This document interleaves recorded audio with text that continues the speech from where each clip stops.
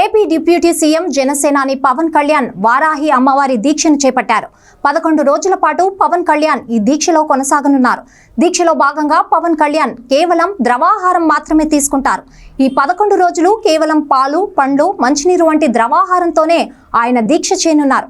అయితే పవన్ కళ్యాణ్ ఇప్పుడే ఎందుకు వారాహి అమ్మవారి దీక్ష చేపట్టారనే దానిపై సోషల్ మీడియాలో చర్చ నడుస్తోంది. జనసేన పవన్ కళ్యాణ్ వారాహి అమ్మవారి భక్తుడు. అందుకే ఎన్నికల ప్రచారం కోసం ప్రత్యేకంగా తయారు చేయించిన రథానికి కూడా వారాహి అనే పేరు పెట్టుకున్నారు. అలాగే ఎన్నికల ప్రచారానికి కూడా వారాహి విజయభేరి యాత్ర అనే నామకరణం చేశారు.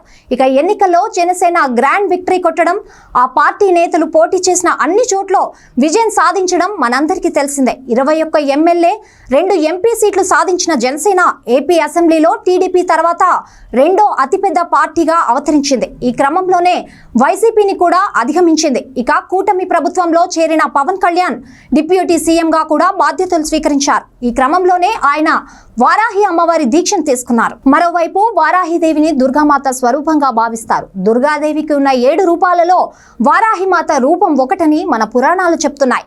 అలాగే రక్తబీజీలు, అంధకాసురుడు వంటి రాక్షసులను సంహరించిన దేవతగాను చెప్తుంటారు.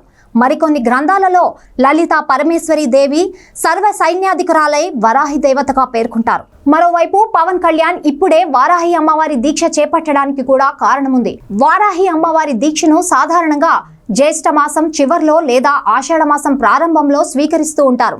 అలాగే ఈ ఏడాది వారాహి నవరాత్రులు జూలై 6 నుండి జూలై 14వ తేదీ వరకు కొనసాగుతున్నాయి. ఆషాఢ శుద్ధ పాడ్యం నుండి ఆషాఢ శుద్ధ నవమి వరకు వారాహి నవరాత్రులు నిర్వహిస్తారు. అయితే వారాహి అమ్మవారి దీక్షను చేపట్టడానికి కూడా పలు కారణాలు ఉన్నాయి. ఏ వ్యక్తి అయినా జీవితంలో ఎదుగుతున్న సమయంలో దృష్టి దోషం కలుగుతుంది. అలాంటి దిష్టి దోషాలు, పిశాచ, పీడ, భయాందోళనలు తొలగడానికి వారాహి మాత దీక్ష ఉపయోగపడుతుందని పురాణాలు చెబుతున్నాయి. జనసేనాని పవన్ కళ్యాణ్ కొత్తగా డిప్యూటీ సీఎంగా బాధ్యతలు స్వీకరించారు. అలాగే ఆయన పార్టీ భాగస్వామిగా ఉన్న కూటమి అధికారంలో ఉంది.